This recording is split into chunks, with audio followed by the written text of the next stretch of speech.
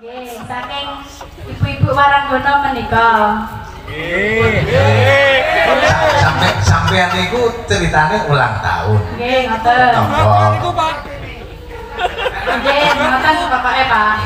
Ulang tahun tanggal pinten? 30 April kemarin, Pak. Nggih. Ngoten niku, Pak. Ora njaluk jajan. Pripun, Pak? Ora njaluk jajan. Mboten nek kula niku napa-napa tak jaluk, Pak. Nggih, wilujeng ulang tahun yang ke-17. Leres, Pak. Nggih, tanggal 30 April. Nggih. Semoga panjang dosa aja ndang rabi. Diteruske sing sekolah sih. Amin, Pak. Amin. Nggih, monggo bawa tapi gunung. Dipun sepuh saking kuda kuning saking Masendun Banyu Semin. Nggih. Nggih menika nggih kepareng nenggani menika nyuwun kuda kuning Masendun Banyu tukange dekorasi. Nggih, menika wonten Pak Jati ugi. Nggih, matur sembah nuwun lah. Bola-bali nek darang kok iya tenang basa. Ngaturi wilujeng dalu rawuhipun saking PPDG saking Gunung Kidul Bapak Jati. Menika wau 250 nyuwun dipun aturaken bajing lutat bariki. Bar sing ingkar nimbang laku terus bajingan lutat diaturne. Bajing lutat, Pak, mboten anggengan. Masa ora? Mboten. Apa disuntuk bisa? Nggih, pun disuta, Pak. Nggih. Nah, Nggih, Bapak ribut. Nggih. Oh. Iya. Oh, Bapak Dekleng ya. Ini bapak niku ora teliti lho. Oh ngono tidak di WA kanggo swara iku ora tak dibuka malah aja kanggo swara but aku. Nulis iki ora ngerti delok tok karmu wah. Semoga sebenarnya ora tak dibuka.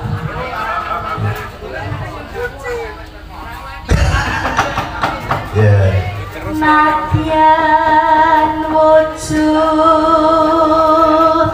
temo paksi. Lho Ika. Ojo nyepeleke peksi lho. Lah pripun? Tak kono penonton ibu-ibu kae kok goro-goro manuk iso rusak kaya kuwi.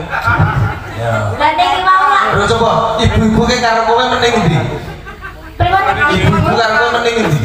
Ibu-ibu. Lah nek kae penonton mergo aku ndak malahan bermasalah. Sawangan sing saka nggone Ibu Rono. Nggone Ibu Rono. Karo kowe mending ndi? Oh, jelas mending. Niki, Pak.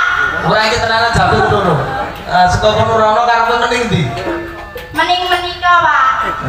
Kuwi gara-gara kena manuk iso kaya ngono kuwi, Pak. Lah kowe ora iso kaya ngono gara kena manuk. Ampun salah, Pak. Kula niku saben dinten amor-amoran kula manuk lho, Pak. Lah nggih to. Lah bapak niku lak parapane manuk. Kowe. Nggih. Manuk sinten? Manuk ngoten nek nyeluk. Nggih. Betul-betul pun ribut pun manuk kula geding niku nggih. Manuk garang. Ya tujune manuke bapakmu iso dadi kaya kuwi dadi kondang. Yen sewu, Dik. Sapa ke? Ndi ke? Mbah. Oh, gitu. Wis dua kali pementasan mesti nyebut bapak manuk. Gimana? Boten, Pak. Boten. Bapaknya sini wis dikei jeneng karo almarhum mbahmu ki ribut iki maksude wis apik kok.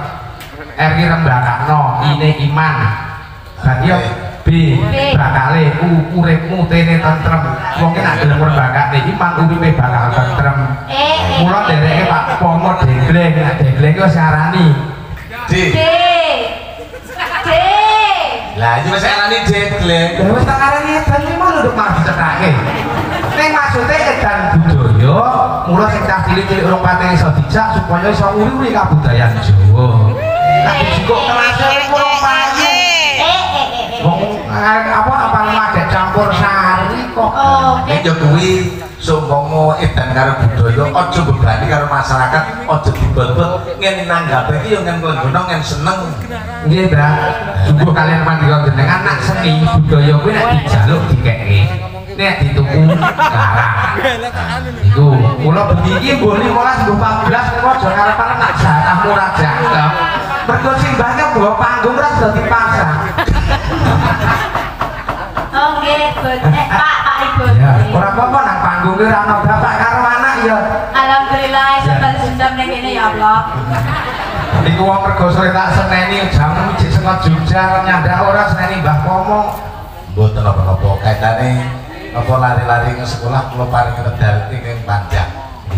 Ini dok saya kelangan Bojo kula nggih kula naik bareng sing dawa kula bojo kula ku tentrem ayem. Tegese penggali sing dawa ngono Mas. Ora mesem-mesem lho Kak. Sing dawa apa ngono terus kowe ku mbayangke. Pantesan Mbak Dekling ki lemu. Boten kula. Jebul makanane lho. Boten kula mesemi anu to. Kok melut ora gurul cilik-cilik melut duran. Ya. Ya didideng ge to, Pak. Ya didideng ya. Tapi mongkot utang isone munut. Gawe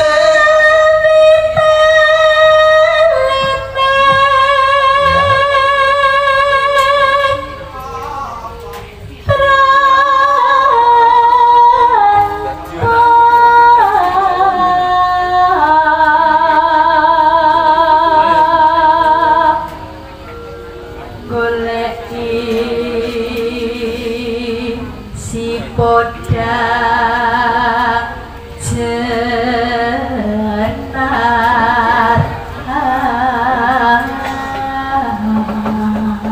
iki gaweane mbahmu Mbak Cipo iki mung gara-gara goleki podang jenar yo dimak-mak iku digoleki ning ndi to podange jenar iki podang kuning karepe kok kena kok podange ibu bunga enak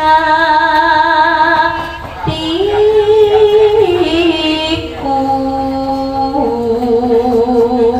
ibu bunga atine ya yanding bisa